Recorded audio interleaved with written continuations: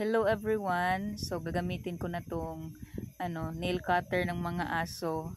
Matagal na po to pero hindi ko pa nagamit. Ngayon na medyo mahaba na yung kuko ng mga babies, gamitin natin. First time ni Hadasa to, first time ko rin gamitin. Kasama po itong nail cutter sa blower ni Judah na dumating noong I forgot kailan yun. Maraming salamat po talaga ma'am sa sponsor. Maraming salamat po kasi ang dami na ninyong nabigay for Hadasa and Judah. Nakakataba ng puso.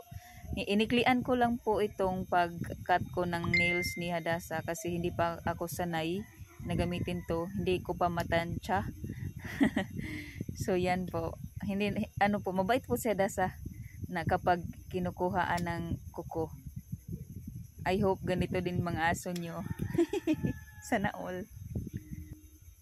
Sorry.